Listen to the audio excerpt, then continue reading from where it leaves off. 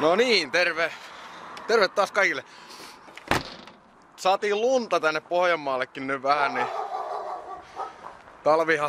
talvihan tunnetusti, niin se tuo mukanaan se sama himon päästä kelkkailemaan. Ja mä tein viime talvena tommosen moottorisoidun potkukelka. Mä ajattelin, että tehdään semmonen pieni extra video nyt siitä. Siinä oli pieniä ongelmia viime vuonnakin, mutta katsotaan nyt. Se on mulla tuolla ladossa säilössä, niin kaivetaan se esille ja katsotaan, että jos saatais se toimimaan ja saatais se vielä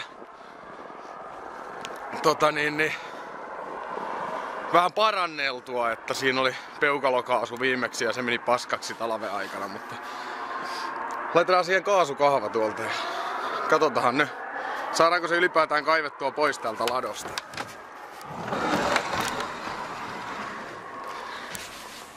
Täällähän se anglioiden kanssa se kököttääkin. Siellä. Mä kaivan sen nyt tuolta esille ja otetaan se tonne talliin ja katsotaan, että miten edetään siitä sitten.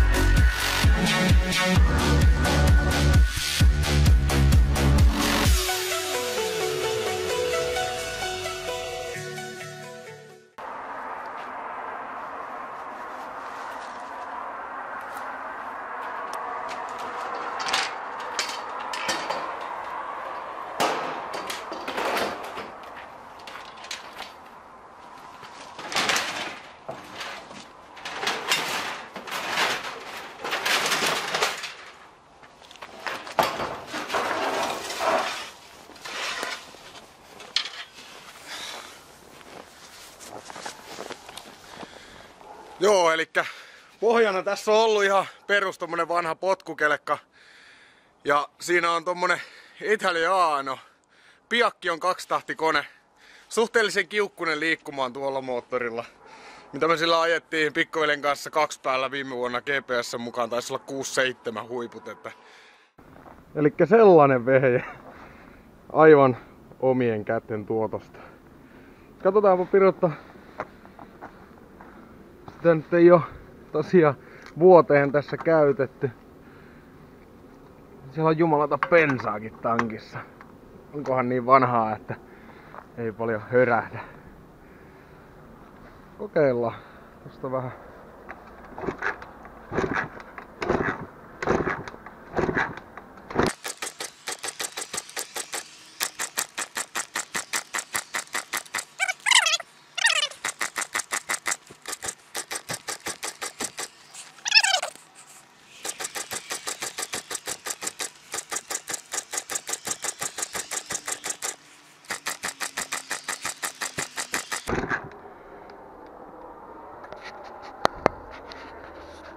Ei se taida kyllä käyntiin nyt lähteä. Otetaan ja roudataan se tonne talliin ja tutkitaan vähän paremmin. No saatana, sehän hörähti heti kun mä sammutin kameran, niin katsotaan.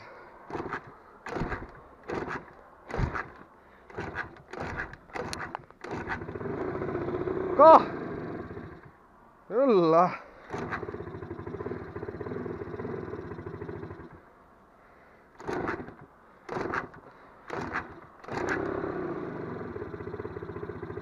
Yrittää.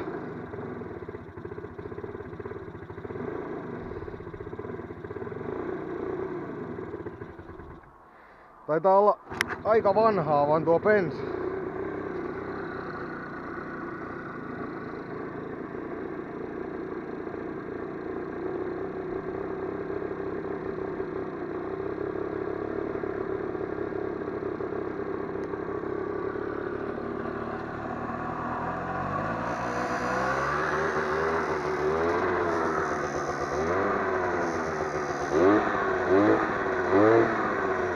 Kyllä!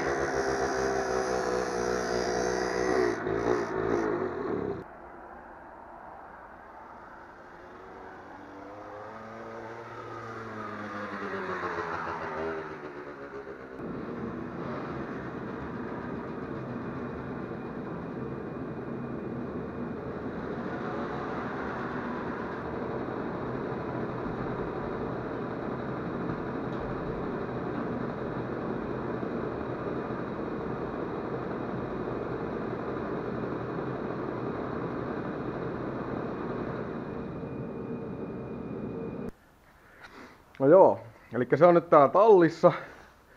Tosiaan lähti hyvin käyntiin näköjään. Tai no hyvin, mutta rupesi ainakin toimimaan. Kokonaisuus näyttää tältä. Siihen voi ihan ottaa mamman kyyttiin ja lähteä päästämään. Tekniikka on tosiaan tommonen Piakkion skootteri. Takarenkaineen päivineen. Ja siellä on rengas on tehty sillai, että siinä on alkuperäisen renkaan päälle Sikaflexin kanssa aikoinaan vedetty kiinni tämmönen Kiinan Rossin päällyrenkaan kuviopinta, joka on vedetty täyteen ruuva ja kyllä sillä tuntuu pitoja olevan tuolla ihan kivasti.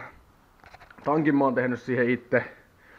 Se on skootterin tankista tuo täyttöputki ja korkki ja tää on joku tommonen vaahtosammuttimen tyylinen säiliö, mistä on tehty sitten tankki siihen. Ja tää oli tosiaan viime vuonna vähän ongelma, mulla on ollut tällainen haista paska kaasu tässä, joka on pettänyt sitten sieltä vajeri lähtenyt kävelemään. Niin sen nyt pitäisi laittaa kaasukahva nyt sitten. Ihan tommonen käänneltävä peruskahva. Mulla on tuolla näitä skootteriraatoja, niin jos sieltä löytyisi siihen sopiva kaasukahva.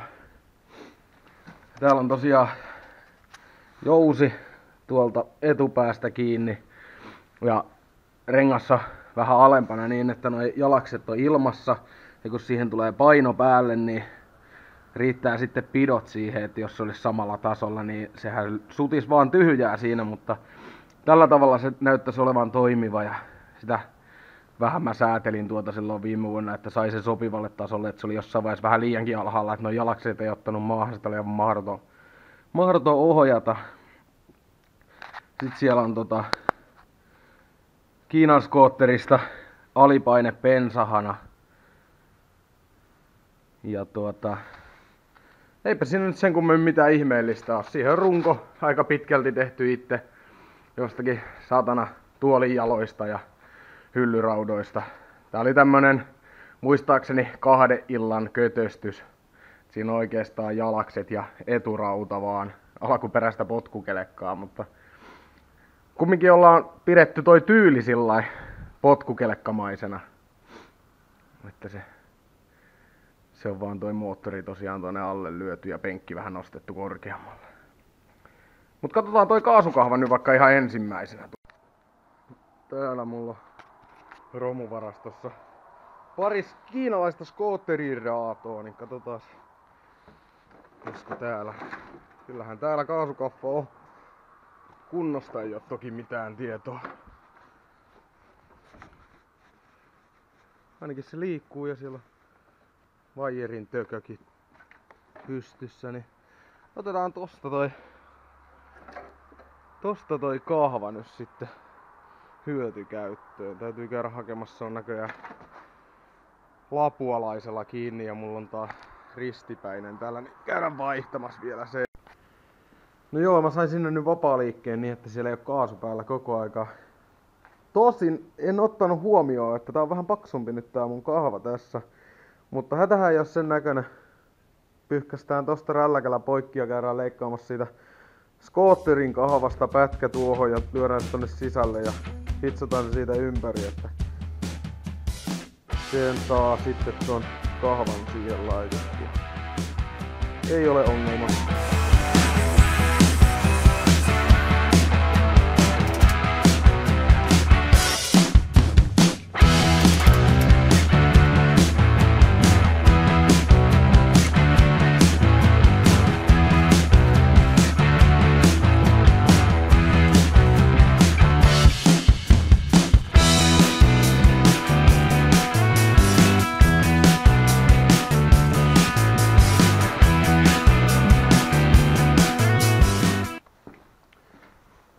Joo, elikkä nyt on sammutusnapin johto, menee tuolta alta ja sitten se tulee täältä putken sisältä tänne kahvalle päin. Ja tossa sammutusnapin johdot tai siis starttinappi, mutta tässä kohtaa sammutusnappi. Toiseen mä oon tehnyt rengaskengä, toisessa on tinamälli siellä päässä. Rengaskenkä laitetaan sitten tuonne, niin, eli se maadottaa tuon johdon vaan sitten tuon napin kautta, niin toimii sammutusnappina. Täytyy nyt tinata sitten vielä tuo tuonne.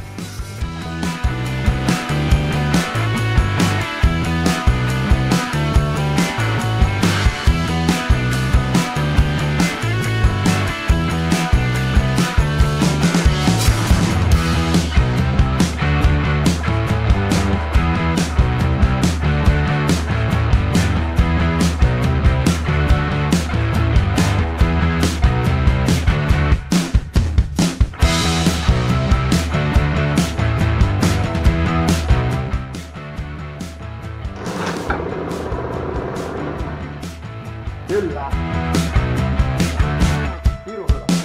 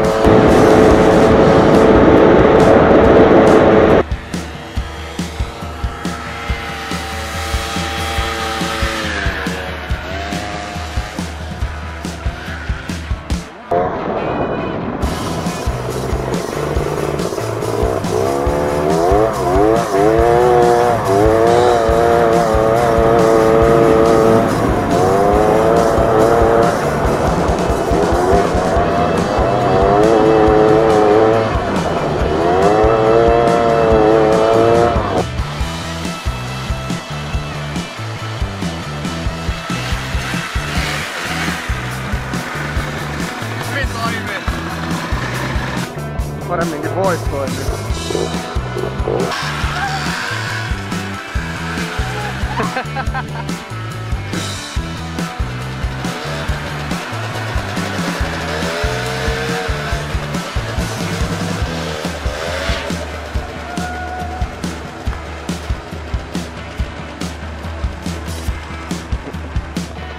Tällä voi lähteä ihan emännän kanssa kaksistaan.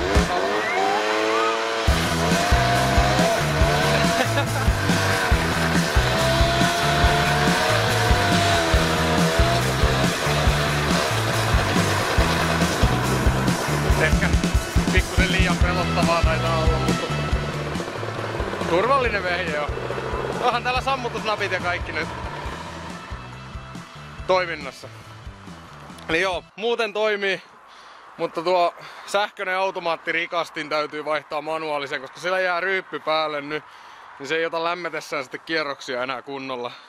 Eli sen kanssa on vielä pikkusen tekemistä. Mulla on kyllä osat siihen, että sen saa laitettua manuaaliksi sen ryypyn, niin kokeillaan tästä talven mittaan sitten jossain jäällä sitä ja otetaan vaikka siitäkin sitten vähän jotakin videopätkää.